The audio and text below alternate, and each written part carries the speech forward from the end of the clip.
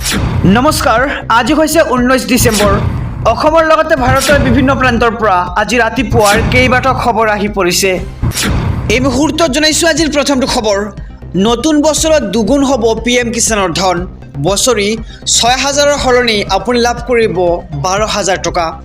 আৰু প্ৰধানমন্ত্ৰী কিষাণ সন্মান যোজনাৰ ধন লাভ কৰা কৃষকৰ বাবে আহি পৰিছে ভাল খবৰ। নতুন বছৰতে বৃদ্ধি পাব পাৰে PM কিষাণৰ ধনৰ পৰিমাণ আৰু দুগুণলৈ বৃদ্ধি পাব পাৰে ধনৰ পৰিমাণ। বছৰি 6,000ৰ সলনি 12,000 টকালৈকে বৃদ্ধিৰ পৰামৰ্শ আগবঢ়োৱা হৈছে। কৃষি মন্ত্ৰালয়ৰ সংসদীয় কমিটিয়ে চৰকাৰে আগবঢ়াইছে এই পৰামৰ্শ আৰু এই পৰামৰ্শৰ ভিত্তিত কেন্দ্ৰীয় চৰকাৰে গ্ৰহণ কৰিব সিদ্ধান্ত আৰু 2025-26 বৰ্ষৰ বিত্তীয় বাজেটত বৃদ্ধি কৰিব পাৰে PM কিষাণৰ পুঁজিৰ পৰিমাণ। এই মুহূৰ্তত জনাইছোঁ আজিৰ দ্বিতীয় নম্বৰ খবৰটো। আজমলে বিনামূলীয়াকৈ দিব ই-ৰিক্সা। বদৰুদ্দিন আজমলে বিনামূলীয়াকৈ আপোনাক প্ৰদান কৰিব ই-ৰিক্সা। বিনামূলীয়াকৈ ই-ৰিক্সা দিবলৈ সাজু হৈছে এইবাৰ বদৰুদ্দিন আজমলে।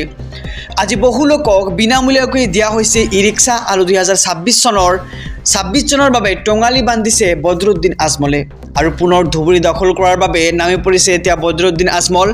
বহু নিবনুৱাক নিজৰ ফালৰ পৰাই ই-ৰিক্সা প্ৰদান কৰিছে আজমলে আৰু ই-ৰিক্সা নিবলৈ ধুবুৰীত ভিৰ কৰিছে বহু নিবনুৱা লোকে আৰু ধুবুৰীৰ ঝগৰাপাৰাৰ ষ্টেডিয়ামত আজমলৰ বিশাল কাৰ্যসূচী আৰু বদৰুদ্দিন আজমলে বিনামূলীয়াকৈ দি আছে এতিয়া ই-ৰিক্সা। বিনামূলীয়াকৈ ই-ৰিক্সা দিবলৈ সাজু হৈছে এইবাৰ বদৰুদ্দিন আজমলে। এই মুহূৰ্তত জনাইছোঁ আজিৰ তৃতীয় নম্বৰ খবৰটো। পিকনিকলৈ গ'লে মানি চলিব লাগিব আপুনি 15টাকৈ নিয়ম।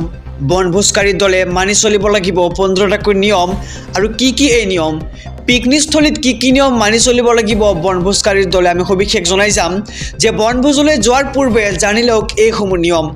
চালকে যাতে সুৰাপান নকৰে তাৰ প্ৰতি দৃষ্টি ৰাখক।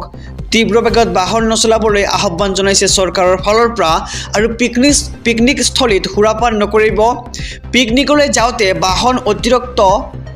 বাহনত অতিৰিক্ত যাত্ৰী নিব নোৱাৰিব আৰু বস্তু কঢ়িওৱা বাহনত নিব নোৱাৰিব কোনো যাত্ৰী আৰু বাহন চলাই থকা সময়ত উচ্চ স্বৰত সংগীত শুনি যাব নোৱাৰিব আৰু সূৰ্যোদয়ৰ আগত আৰু সূৰ্যাস্তৰ পিছত যাত্ৰা নকৰিবলৈ আহ্বান চৰকাৰৰ আৰু অতি পুৰণি আৰু দুৰ্বল বাহন ব্যৱহাৰ নকৰিব পিকনিকৰ বাবে আৰু চাৰিচকীয়া বাহনত ছিট বেল্ট আৰু বাইক আৰক্ষীক হেলমেট পৰিধান কৰিবলৈ আহ্বান চৰকাৰৰ আৰু অপ্ৰীতিকৰ পৰিস্থিতি নহ'বলৈ সুৰক্ষিত স্থানত বাহন পাৰ্কিং কৰিবলৈ আহ্বান জনোৱা হৈছে আৰু বনভোজকাৰী দলে এই 15টা নিয়ম মানি চলিহে পিকনিক খাব যাব লাগিব। আহিছোঁ পৰৱৰ্তী খবৰৰ মাজলৈ। ঘূৰাই ল'ব লাগে বাবৰি মছজিদৰ বাবে দিয়া ভূমি। অযোধ্যাত মছজিদ নিৰ্মাণৰ কোনো প্ৰয়াস হোৱা নাই। যোগী আদিত্যনাথলৈ পত্ৰ বিজেপি নেতাৰ। হয়, খবৰটো জনাইছোঁ সবিশেষ যে অযোধ্যাত মছজিদ নিৰ্মাণৰ কোনো প্ৰয়াস হোৱা নাই আৰু ভূমি ঘূৰাই লোৱা উচিত। যোগী আদিত্যনাথলৈ পত্ৰ লিখিলে বিজেপি নেতাই। অযোধ্যাত বাবৰি মছজিদ নিৰ্মাণৰ কাম এতিয়াও আৰম্ভ হোৱা নাই আৰু মছজিদৰ বাবে দিয়া মাটিখিনি ঘূৰাই ল'বলৈ যোগী আদিত্যনাথলৈ পত্ৰ লিখিলে বিজেপি নেতাই। অযোধ্যাত বাবৰি মছজিদ নিৰ্মাণৰ বাবে ভূমি প্ৰদান কৰিছিল উত্তৰ প্ৰদেশ চৰকাৰে, কিন্তু মছজিদ নিৰ্মাণৰ কাম এতিয়াও আৰম্ভ হোৱা নাই।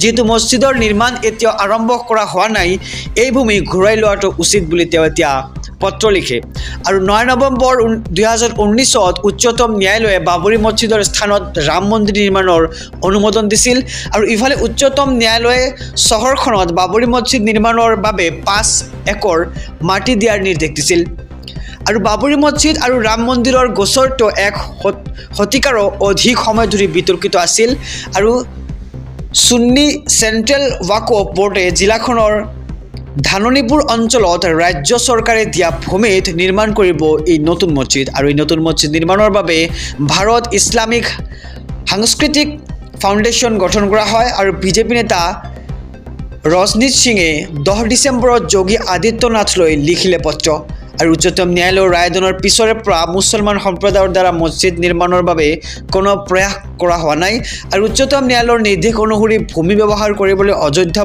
মছজিদ ন্যাসৰ বিষয়াসকলক কঠোৰ নিৰ্দেশনা জাৰি কৰিবলৈ আহ্বান দিছে। আহিছোঁ পৰৱৰ্তী খবৰৰ মাজলৈ। অৰুণোদয় আঁচনিৰ আবেদনৰ বাবে কি যোগ্যতা লাগিব এতিয়া।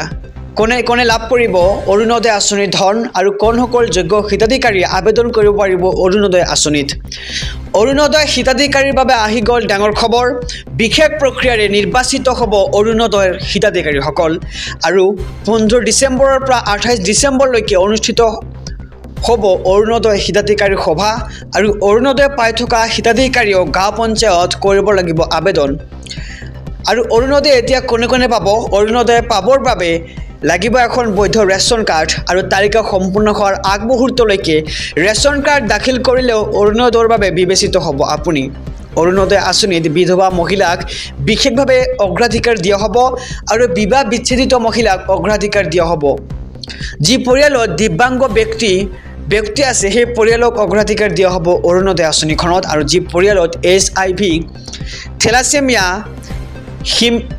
হিমফেলিয়া চেৰিব্ৰেল পালচি কুষ্ঠৰোগী আছে সেইসকলক অগ্ৰাধিকাৰ দিয়া হ'ব এই আঁচনিখনত আৰু বৃদ্ধাশ্ৰমত থকা মহিলা বৃদ্ধা ভিক্ষা খুজি খোৱা লোককো দিয়া হ'ব অগ্ৰাধিকাৰ আৰু সমাজৰ দুৰ্বল আৰু দৰিদ্ৰ শ্ৰেণীৰ মহিলাকো দিয়া হ'ব অৰুণোদয় আঁচনিৰ সুবিধা